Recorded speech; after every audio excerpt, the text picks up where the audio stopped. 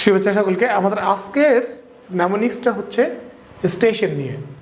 যেমন স্টেশন মানে তো আমরা জানি যে রেল স্টেশন, তারপর পুলিশ স্টেশন। তো স্টেশন মানে অনেক উচ্চ এরকম একটা অর্থ হয়, যেমন তো he is a man of high station, সে অনেক উচ্চ মানসম্পন্ন মানুষ। তো যাই হোক, আমরা নামোনিক্সে যেটা করছি আর কি, সেটা হচ্ছে যে আমরা মূল যে মানে প্রাইমারি যে অর্থটা, মিনিংটা, আমরা সেটাকেই প্রাধান্য দিয়ে করছি। তো এখানে স্টেশন দেখেন, যেখানে স্টেশন মানে স্টেশন, ওকে, স্টেশনারি যেটা হচ্ছে কাগজ, খাতা, কলম, খাম, পেন্সিল, ইরেজার, ক্লিপ, ফাইল ইত্যাদি সামগ্রী লেখার জন্য। আচ্ছা, এগুলো সামগ্রী। আর একটা হচ্ছে স্টেশনারি।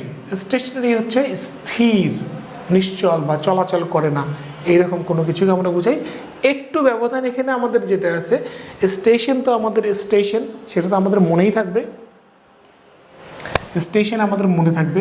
এখন স্টেশনের সাথে আমাদের এখানে আর যা যুক্ত হচ্ছে সেটা হচ্ছে এখানে ERY, আবার এখানে স্টেশনের সাথে ARY যুক্ত হচ্ছে।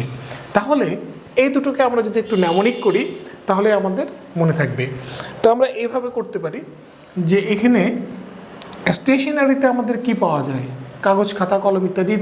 তো আমরা যদি লিখি পেপার,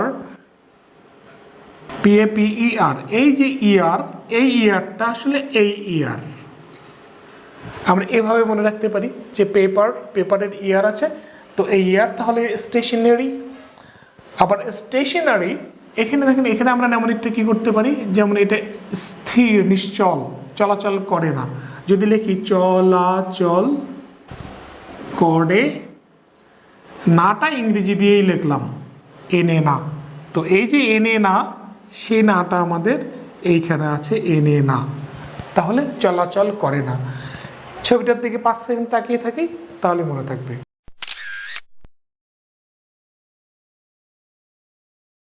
ধন্যবাদ।